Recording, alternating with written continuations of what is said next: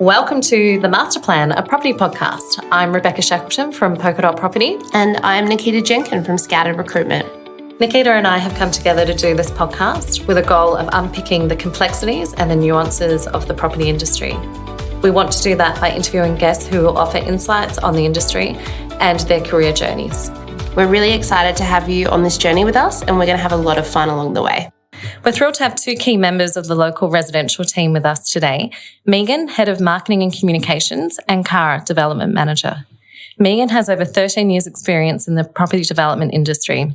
Having started out working on large-scale retail assets, Megan's consumer-led approach was developed working with vicinity centres, repositioning, launching and establishing retail assets, including being part of the team to deliver Emporium Melbourne.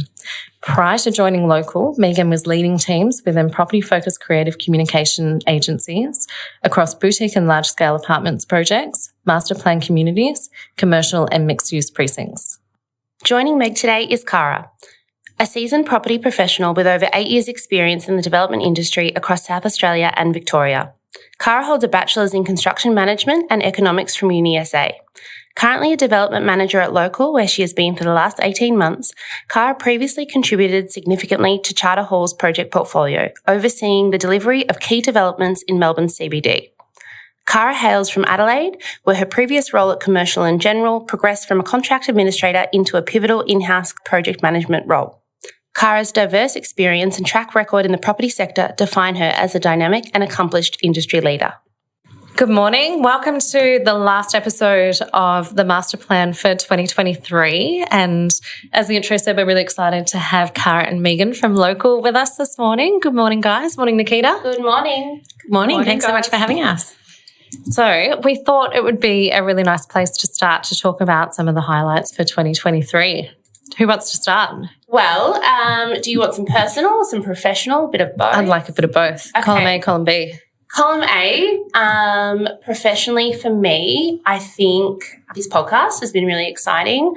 I just in general for the year, having a really successful year, working with some people that I love in a business that I'm really passionate about, maybe actually becoming a committee member for the UDIA Engagement and Diversity Committee. So that's really exciting. And then personally, well, my dog ate my AirPods the other day. So devastating. The fact that I haven't killed my dog is well done. Great. That'll be my personal highlight. No murder. Yeah. Meg. Yeah, so professionally for me, we launched Local's rebrand earlier in the year, which was a really big achievement for me, obviously supported by the rest of the team, but for me to have that out in market was great, and that's obviously led to some really great exposure all the way through to just being nominated for our first Impact Award with the Tomorrow Awards for our work that we're doing in battery recycling. So that's been a really exciting achievement for me to get that brand in market and everything that's come with it. And personally, we're just about to move into a house that we have done a minor renovation on and remain married. So I think that's huge achievement. Yeah, massive achievement. Well done. And for myself, from a professional perspective, transacting on our South Melbourne project, which is our first turnkey development that Local have secured earlier on in the year. It's one that we were working on for almost 12 months prior, if not longer than 12 months. So that was a really key milestone for me. And starting construction with our builder, Hamilton Marino, back in May, June this year, that was a huge highlight. And then from a personal perspective, I've been renovating all year. So the moment that I had the first shower in my bathroom was huge. That's a good moment. I think I told every person in my life about that shower. So. And our audience as well. So did it get a spot on the grid of the renovation Instagram? It actually hasn't yet. Oh. I had prepared a big post with 10 photos for that one and it got deleted from drafts. So I'm working my way back to putting that one in there. Awesome. Yeah. And for me, I think my, professionally, I have worked with some really fantastic clients, Local being one of them, but I've onboarded a bunch of clients and done some really meaningful and great work for them. I've really, carved out time to spend with my 4-year-old, which has made me really happy and it's made him really happy. So just being able to have that time to spend with Charlie has been a huge highlight of 2023 and something that I want to continue to do in 2024 before he's off to prep. But professionally, the podcast as well has been something that's been a really nice moment in the year that we've been able to come really together nice with moments, some really, really great people and have felt really supported. So it's been really good. Having said all of that, though, I do think everyone's professional and personal memories are a little bit more exciting than mine just not killing my animal that I've had for 6 years. I think starting and ending the year with 2 pets is just an achievement. Yeah, I do have 2. So, it's probably not dissimilar to having at least 1 child. 1 dog is 1, 2 dogs is 100. Yeah. So, no more dogs. I mean, pros and cons. You can lock yours outside when they're naughty. We can't no do one it. blinks an eye. It's less appropriate. I love that. I have friends who have small children and I love my time with them, but after a few hours I do enjoy the fact that I can go home and I feel really bad that you guys can't go home. I'm so sorry. I'm just rubbing it in. So should we talk a little bit about your career journeys to date and kind of, how you got into the property industry? Megan, we might start with you, and can you tell us a little bit about your journey into property? Yeah, sure. So it was by accident, if I'm honest. I finished university. I was up in Coffs Harbour at the time, looking for roles to be able to stay up there, and a job came up as a marketing assistant at a shopping centre. I just thought that the doors opened and the lights turned on, to be honest. I didn't know there was a whole lot more behind the scenes, and I obviously learned that pretty quickly. So I started in shopping centres and then fell into shopping centres that were in development periods, and then found that was, something that I really enjoyed, and the pace and the change of, being able to reposition assets and work with retailers and customers and just the broad spectrum of things that I got to do was awesome. And then I expanded that, moved to Sydney to work with what was then Colonial First State Global Asset Management, which had a brief stint as Novian and is now Vicinity. So I moved with them from Sydney to Melbourne to work on what is now Emporium, and that was an incredible project for me. And then I just by then had well and truly got the development bug. Didn't matter what I was doing. I just wanted to be around property that was progressing and changing and not sitting still. So, yeah, that's how I ended up in property. And then you married somebody in property as well, just so that you can live and breathe property. Look, it was very helpful during COVID when I moved over to agency side and started working a lot on master plan communities. It was very handy having him at my elbow so I could say, hey, I'm in a meeting, but I don't know what an easement is. Yeah. It was incredibly helpful. Oh, my God, that is so helpful. You literally could ask him anything. And you've got a really lovely story as to how you got the role at Local, which involves our very own Nikita. Do you want to tell us a little bit about that? Well, this is my favourite story to tell, absolutely. So if you're not familiar with my LinkedIn, I like to lately my flavour is making fun of my own boss. But I do, if you see that. But I go through sort of tangents of funny posts, and I really try to keep it quite lighthearted and interesting, because I think just posting jobs all the time is really not that exciting. It was Easter time. I love Kinder chocolate. I had not had a single Easter bunny, Kinder Easter bunny, and I was really proud of it. It was probably the 11th hour, and I was like, that's it. I need one right now. I can't handle it. And I went to the shops. It was really late at night and there were no Kinder bunnies left on the shelves. So I made a post the next day on LinkedIn about how you need to take every chance. So you need to take the chances that are presented to you, because if you don't, for example, you will be left without an Easter bunny when there were millions on the shelves the day before. And so I made this post, and at the bottom I thought it'd be funny to say, if anyone has any, please feel free to send them to me at this is my address at Central House where we work. The next day, the reception girls emailed me and said, there's a package here for you. And I was like, I haven't ordered anything. Why do I have a package? This is so bizarre. And I went downstairs and there's this little box with my name on it. And I open it up and there is a pink and a blue Kinder Easter Bunny chocolate in there and Meg Hondromatidis' resume. And I was like, oh my God. This is like this. It was just a moment of like, I was laughing and like I felt like I wanted to cry, and it was just lovely. And I called Meg and I was like, oh my God, why would you, like, you didn't need to do that. And so then I felt indebted that I had to find this woman a job, until I die. So, Can I tell you a secret? Yes. They were actually overflow chocolates because my kids have been given so many. I was going to ask. I was like, did you take those from Cleo and Zach? Is that what happened? 100%. They did not know they were in the cupboard, but I'm so glad that they could be given to someone who would truly appreciate them and not just use them in a mutiny against me. I know. So your kids are going to listen to this. I'm so sorry, Claire and Zach. Yeah, so then Meg had some pretty specific sort of parameters about a role that she wanted, and amazingly, the local role came to Jeremy and myself. We work with a lot of build-to-rent developers, and Jeremy has a great relationship with local. And he said, all right, we've got a head of marketing role, who have we got? Because we work closely, and I was the only person it could be, is Meg. And it was a perfect match, was what you were looking for. Match made in heaven, because when I gave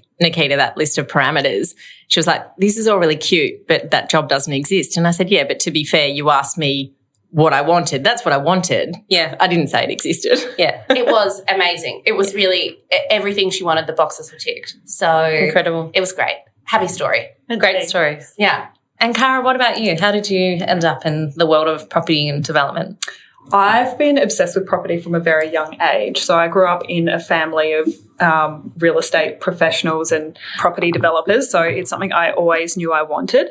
I originally thought I wanted to be an architect because I loved design and buildings. And when it came time for applying for uni degrees, and I was seriously considering putting down architecture, it was actually my mum who convinced me to go down the construction management pathway, just because from a job perspective, growing up in Adelaide, very limited opportunities in architecture, pay probably not quite as high as in the construction management field. And she knew I wanted to be leading projects and making decisions on them, which whilst the architect gets to design the building, it's really based on a client's brief, the development manager or project manager's brief. So yeah, and you still have the opportunity to have a meaningful input to design and architecture. Yeah, exactly. Even, exactly. The architecture. So best of both worlds. So I did a construction management degree at uni, which was I was probably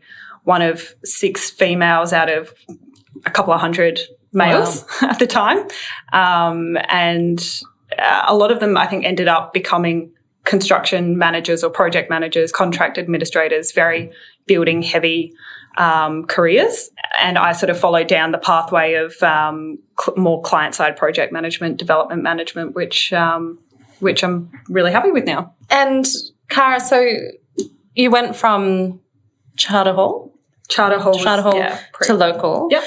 What are the biggest differences going from kind of a quite large developer to a smaller build-to-rent, different housing sector? I think with a smaller company, inherently you're going to be involved in more facets of the development. So that level of exposure is great, really getting into the detail of every stage and component of a development from inception through to completion and beyond.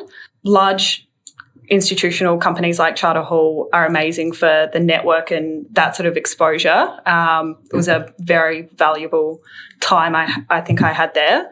But by the time I wrapped up, I was really ready and excited to be at a smaller company where I'm lucky with local, we've got institutional backing. So there's a lot of similarities between Charter Hall and local from that perspective in terms of reporting and due diligence and all of that, which is great. It's kind of the best of both worlds. I might jump in because I chased Cara for a long time. We had a Teams interview. I messaged her, and I think I messaged her a few times, and she finally came back to me, and we had a Teams meeting in COVID. So this is probably now nearly 2 years ago. And she wasn't unhappy, but we just had a chat about what would the next role look like for you. And look, it probably might have been me that put the idea of what about a smaller group? You can, and I have a lot of candidates who work at big institutions and they don't know what it's like at a smaller group. What I say is that often at a larger institution in a development role, you can be not pigeonholed, but you can be siloed to one stage of the cycle or a certain half of the cycle, whether it be front end or delivery. And at a smaller group, you get so much more exposure, so much more growth, so much more responsibility across the end to end that I don't know, I can't remember, it was 2 years ago, but I think that's what I was sort of pushing to Cara, that I feel like you could have a huge opportunity here to deliver your own project, run your own project, start to finish, all of this. And so basically she was in the background for a long time. There wasn't a role that I had that was enticing. And then again, Local came to us and said, we want a development manager, and we'd like someone with A, B and C. And Jeremy and I remember we both looked at each other and were like, what about Cara Clemente? And we get really excited in the office. This is how we talk. And I gave her the call and here we are now. So just as an example and I think that was a year between. So Cara and I met, had a Teams, and then a year later is when I had the role. So again, just bringing it back to the recruitment piece, I often will say to people, look, I may not have something for you now, but I may have something in the future. And this is an example of that. So just knowing what you want and what you'd be open to. And Cara wasn't open to absolutely anything. Definitely not. No, you were like, nah, not for me. No. Wasn't going to leave a company like Charter Hall for just any job. So, then here we are. So, and I have to say my exposure to the Local team has been such a positive one. The people that Local attract seem to have really great values, be really friendly, really kind and really smart. So I think that, when you find yourself in an environment where you're with like-minded individuals, it really makes going to work every day a pleasure. So yeah, exactly. And that's been a real focus for them with recruiting, is just making sure we have a team that gets along really well and are all quite like-minded in that regard. They've done incredible. Their egos.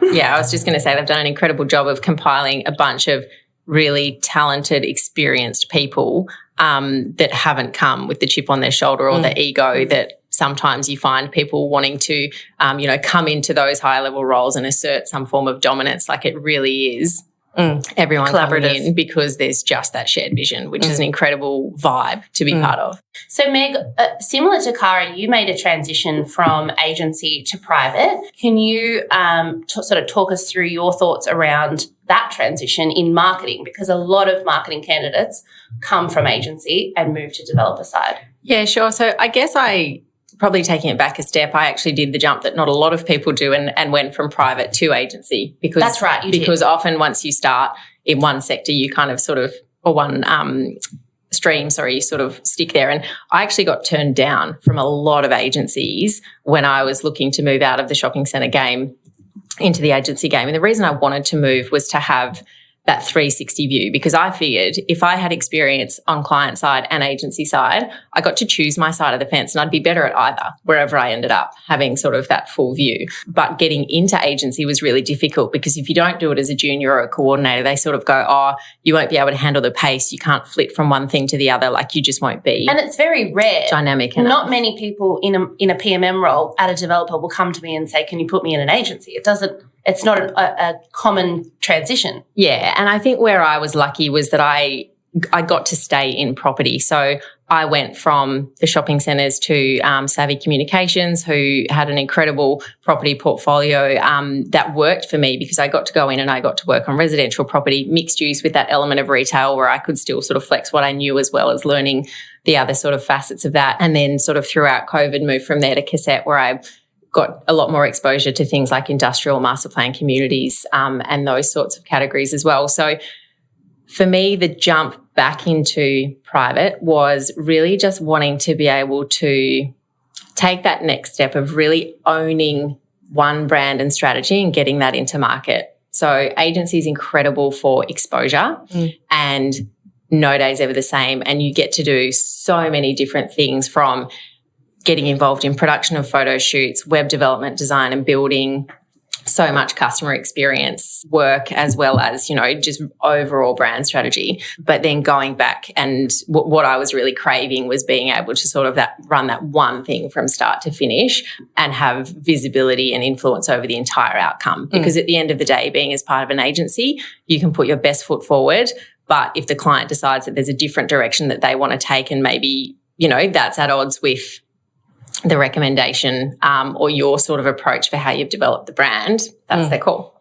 A lot of developers will come to me and say, I'm really keen on someone from agency to come on board because they have handled, so many different developers and so many situations, the ability to manage that. And if you do well in agency, it actually works well for the client side. I think too there's a benefit of from a developer's perspective, wanting to hire someone from agency, there's a bit of perceived insider knowledge kind of thing, because I think there's always that hesitation with working with a complete unknown, is that you don't know what the agency's putting in front of you unless you really trust them. And I'm sure some people have been burnt by that. Everyone that I've worked for has been incredibly credible and transparent about what they do. But I think that there's a level of comfort from a developer's perspective, kind of having that sounding board to make sure that they're, paying for the right things, implementing the right things. Absolutely. And your ability to manage your agency partnerships is really strong because you've been on the other side of the fence, so that you understand the nuances and the challenges of being in an agency and, making those recommendations and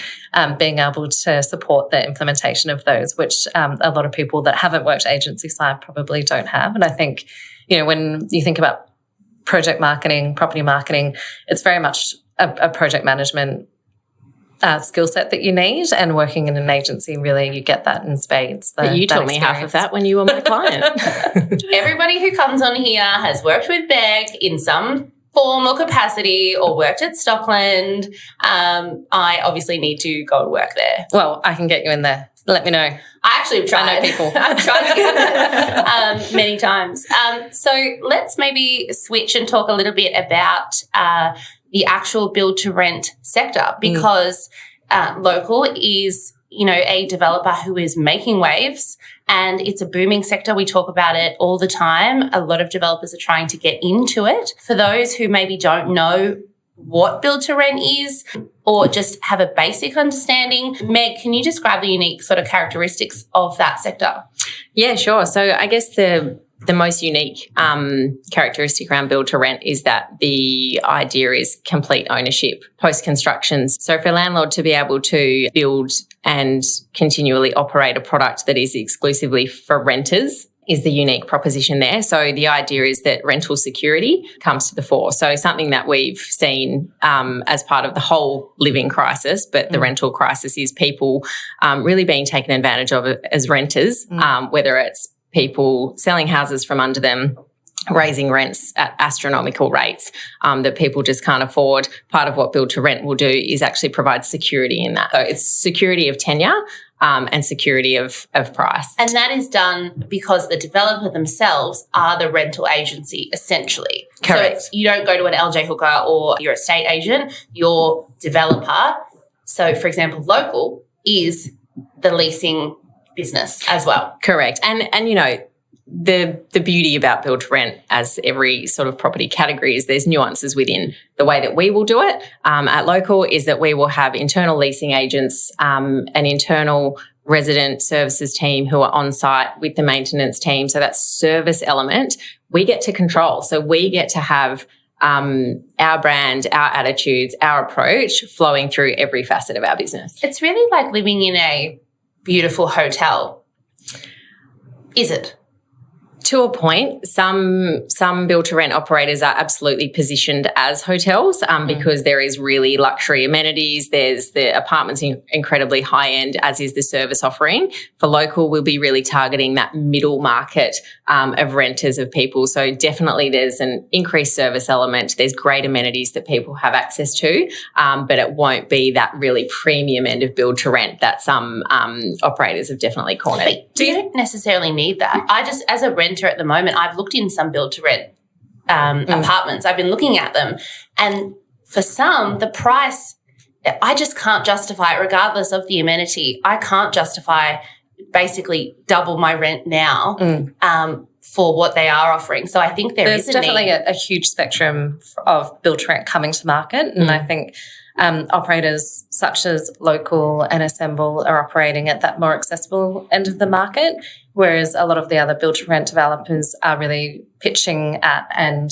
targeting high net worth individuals and that quite luxurious astronomical experience. Net worth people. But I think when you look at the overall volume of product that's coming to market, it's significant. And I think the work that Local's doing is really going to support the current rental crisis and people that really need that opportunity to move into a home and feel secure and feel supported. And I know, do you want to talk a little bit, Meg or Cara, about the SDA and the social housing component that you've built in as well? Yeah, absolutely. So Local's initiative towards what we call impact housing, which is an umbrella term that is made up of 3 groups. So specialist disability accommodation. So that's people our age that have high physical needs that end up in nursing homes because there is actually no appropriate housing for them to live in. Affordable housing, which I think we're pretty familiar with as a term for sort of key workers and the like, for low to moderate income earners for who rent makes up no more than sort of 20 to 30% of their income, and social housing. So for us, the social housing component that we've decided to target or allocate the homes to is women over 55 at risk of homelessness, which frighteningly is Australia's largest growing cohort of homeless people.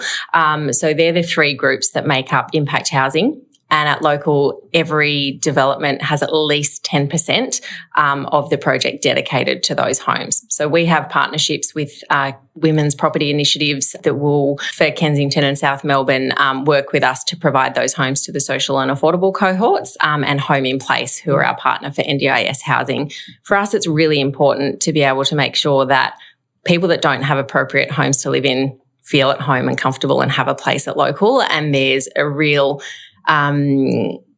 really big focus on our approach of making sure that there is no segregation through our projects. The amenity is all completely accessible and available to anyone that lives in these projects. And the apartments will be sort of scattered throughout. So, it's not like there's a social housing building. It's not like there's an SDA floor. Why is it like Absolutely. that? It's just, It doesn't really make sense. Well, it doesn't to us, but people do it, and it leads to some pretty negative outcomes for mental health and socially. So for us, it's really important to make sure that we're doing the right thing, and that's because we want to. It's not because there's tax breaks. It's not because the government's giving us a drop out. It's the right thing to do. It's because Dan and Matt are incredibly committed. Yeah.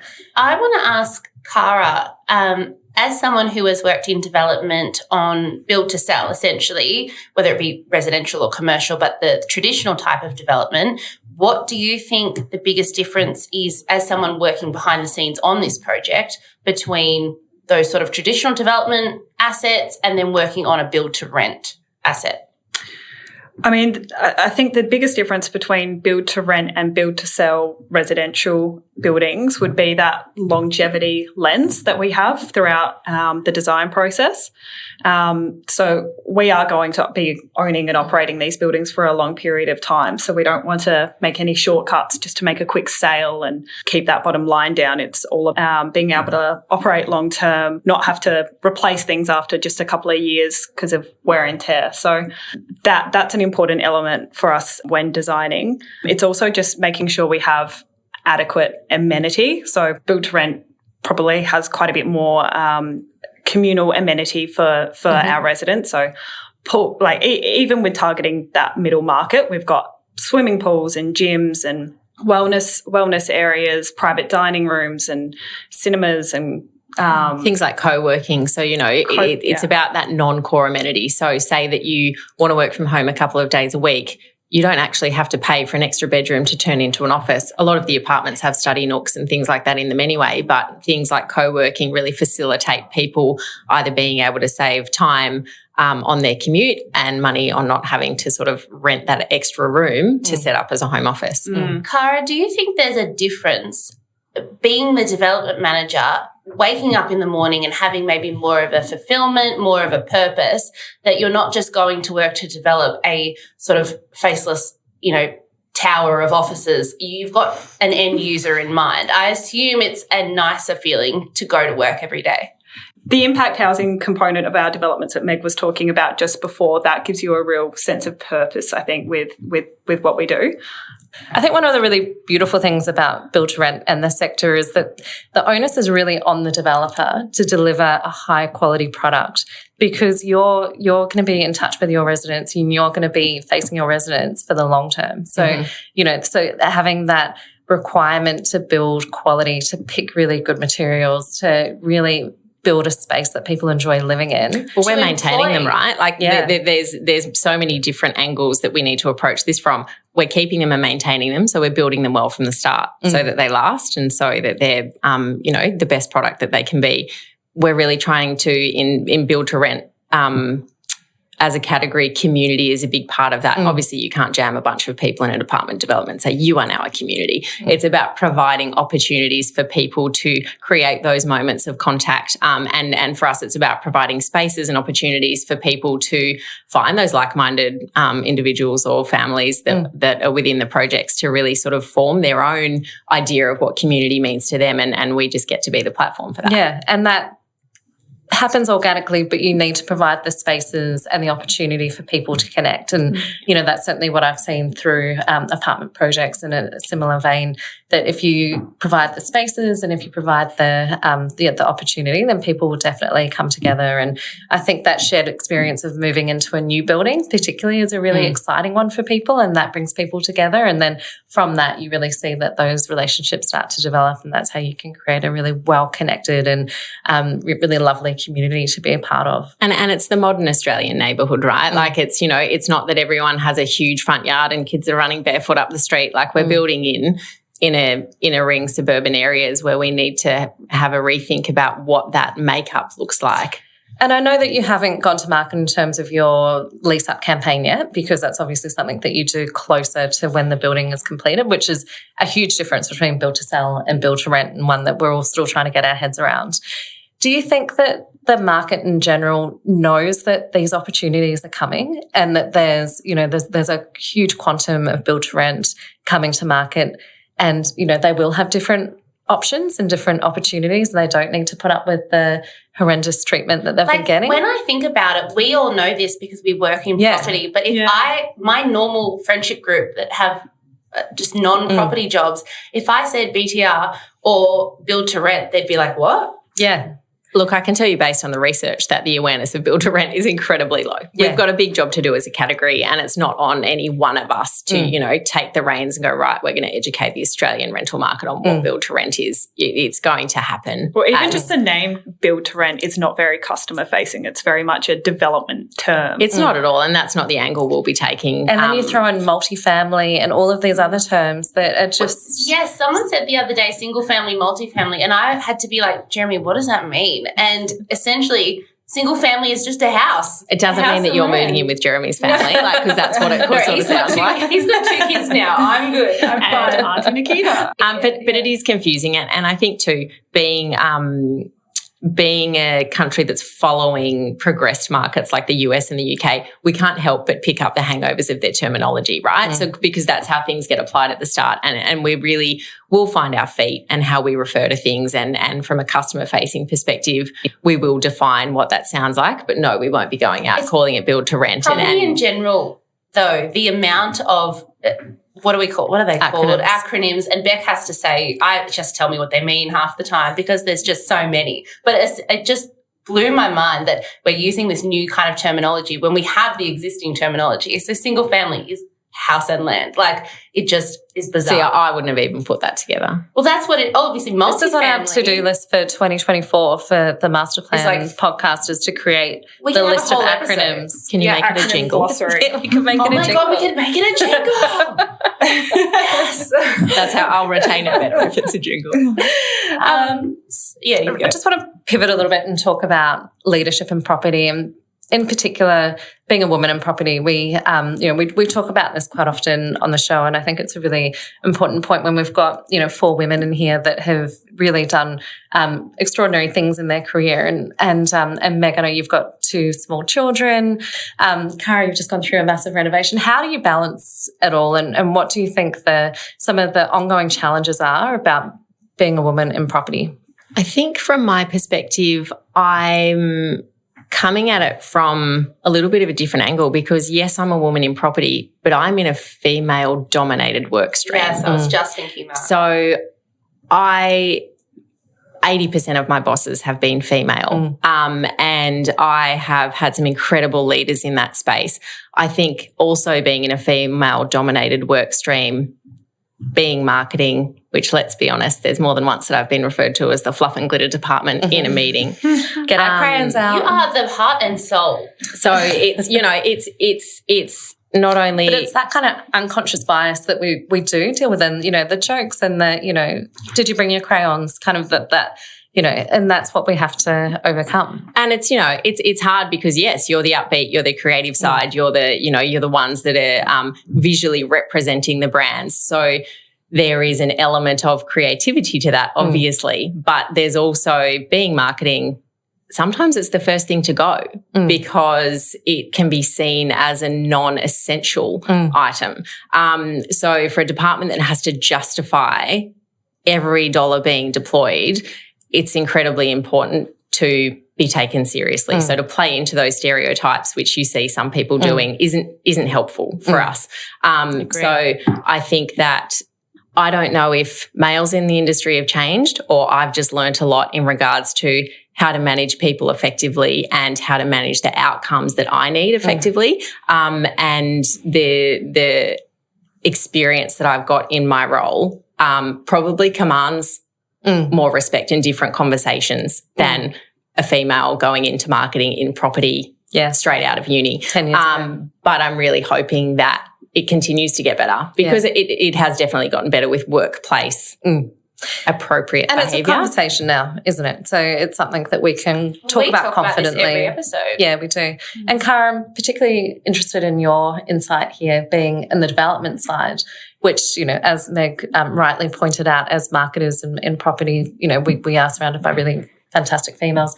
Developers, you know, often tend to be men. And I know that, you know, Nikita will probably speak to this as well, but good female development managers are oh my God, that's why I sought kept after. her in my pocket for over a year. If you are a female development manager and you are listening, please check your LinkedIn because I will have sent you a message. And if you Nikita's in your DMs. I am in your DMs, and if you don't use LinkedIn very often, it's in there. Come back to me. Let's talk. I have opportunities. But absolutely, Cara, you can probably speak to this better than any of us.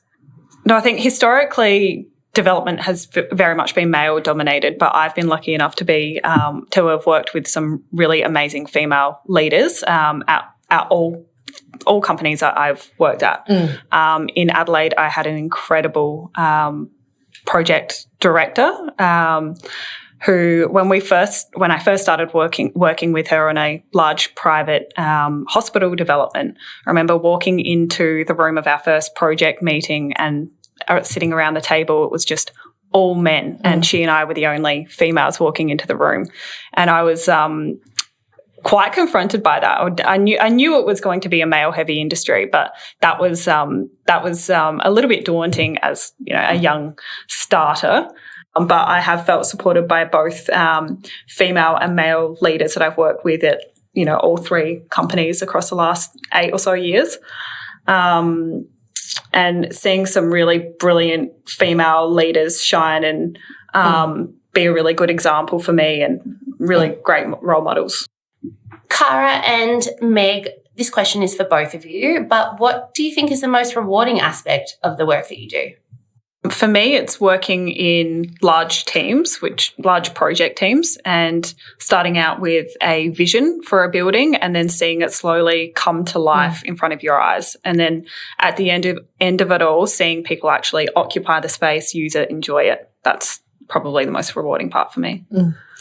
Yeah, I think it's that little private smile that you have to yourself when you drive past something or you see something, you go, I was really proud to be part of that. And I think that that's what we're building at Local and within the teams, and the people that we get to work with are incredible, and the purpose behind our business and what we're setting out to achieve is really important to all of us, which just makes that side of it really rewarding. And one of the partners that we're working with at the moment described it to me recently as the dinner party test.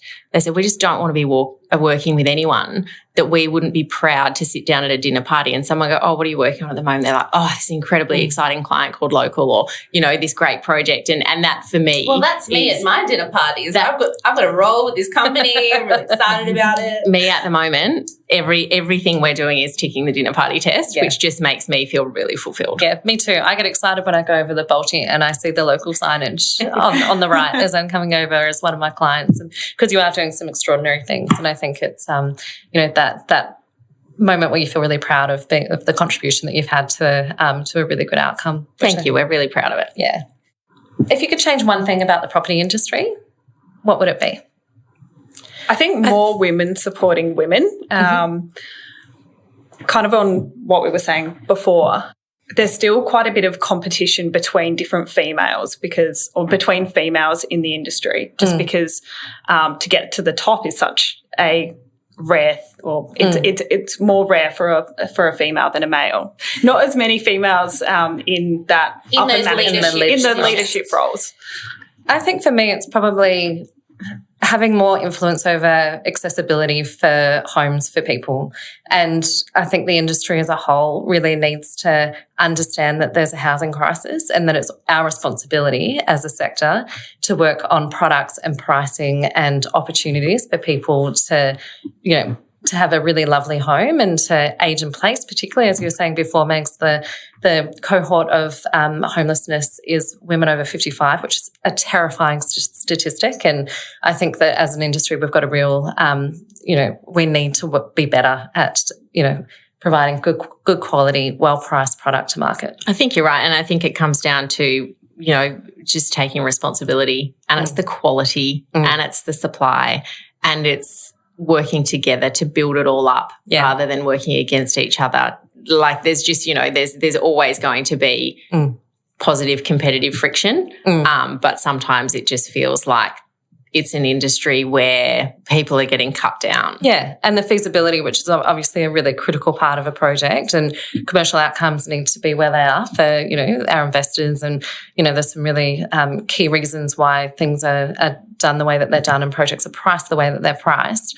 But I think putting people at the centre of everything that we're doing as developers really will help to overcome some of those challenges. Yeah, and support from government as well with all of that in terms of planning and tax reforms to assist us with actually doing that. Yeah, and actually having the ability to get projects to market quicker so that we've got more stock on the market and we've got more homes that we can put people into. The way that the property industry could positively progress is continue, but actually grow in the way that they put the consumer at the heart of everything that they're doing. It's great that people are operating in a more sustainable way. It's great that people are approaching things with society and social outcomes more in mind. Sometimes that looks great on an award, but not necessarily works in practice. So I think it's just making sure that the people outcomes are really what's driving decisions. So Christmas is close. It is that exciting time of the year that, we are about to wrap up for the holidays. And my next question, or my last question, I guess, is what are maybe everybody's goals and aspirations for 2024?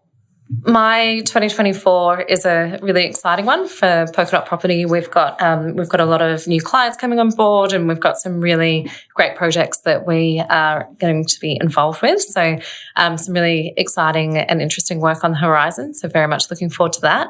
I'm moving into my dream home next week in Eltham. It is like a 70s palace. It's a 1973 merchant builder home, which is just absolutely stunning. And Mike and I are really excited to kind of, shift from the inner city a little bit further out, but, really excited about all of the exploring that we'll get to do. It's like a subtle tree change. It's a subtle tree change. It's only half an hour away from the city, but it's, it feels like it's a little bit further out. So that'll be really, really fantastic. And as I said at the start, Charlie will start prep not in 24, but in 2025. So making sure that I'm carving out time to spend with him because, he's growing up and, as Cleo, 4-year-old, thinks that he already knows everything about the world, but I'm very excited to spend more time with him. Age. Yeah.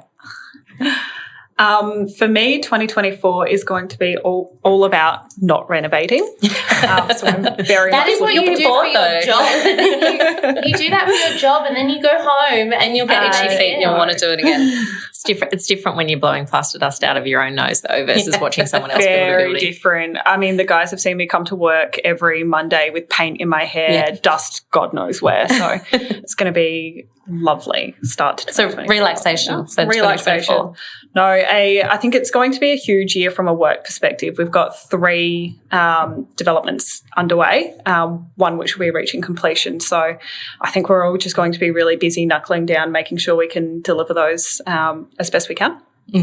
Yeah, and just building on that, that's the really exciting part for me next year is, continue to build on what we're doing with local from a B2B perspective, but then really hitting the consumer market and taking the project out there and getting tenants for our first building at Kensington, exciting. Which is really exciting, and being able to flex the brand into that consumer space will be a really, really big piece for me and what I'm really looking forward to it. And then, just continuing to try and keep up with the kids. They're both on bikes now. I've had to get a new bike. Which you love. Which I love, which is the insurance. This will be like the year of Band-Aids. Oh, yeah, there's a bit of that. It's usually me. But I just continue to say that every age is the best age. They get more fun, more capable, and it's just, every year is incredible with them. Yeah. So just looking forward to more adventuring. Yeah. For me. Now, you've said pretty much every episode that you will buy or rent off whoever we've had. So hang on. So far, you're buying in a Samuel development. You're moving into a boutique home. You're buying an investment out at Highlands. Guys, I'm not placing that many candidates that I can do this. But I actually this whole time have been thinking in the back of my head, well, maybe I'm going to go look at the local apartments soon. Long-term security. Yeah, exactly. And you can paint your walls. I have a lot of art. I'm all about art, bare walls. The dogs are welcome. No dogs. Do you have a dog spa? We have a shampooch, that'll do. Pet wash, and a bark park. For me next year, I just want to continue doing what I do. I love my job day in, day out, and just placing fantastic candidates like yourselves with fantastic clients like local. But actually, I've actually been pressuring Jeremy to let me move to Sydney and open up a scouted office. Right. So it's a pipe dream. But now that I've said it out loud, maybe the universe will deliver. There you go. Oh. Yeah. Thank you, Cara, and thank you, Megan, for being so generous with your time with us this morning. Thank you, Nikita, for the 6 episodes that we've done in 2023. It's been jumping on board this train together. Yeah. It's been very fun. Lots of fun. Thanks so much for having us. It's been great to come for a chat. We'll see you next year. Okay, bye. Thanks for listening. We hope that you've enjoyed this episode. Thank you also to our sponsors, Polka Dot Property, a small but mighty marketing consultancy connecting people to place. And Scouted, your go-to for property and construction recruitment. To scout is to seek, to be scouted is to be found. If you'd like to get involved, you can reach out to Nikita and I at themasterplanpodcast@gmail.com. Make sure to like, share and subscribe wherever you get your podcasts. See you next time. Bye.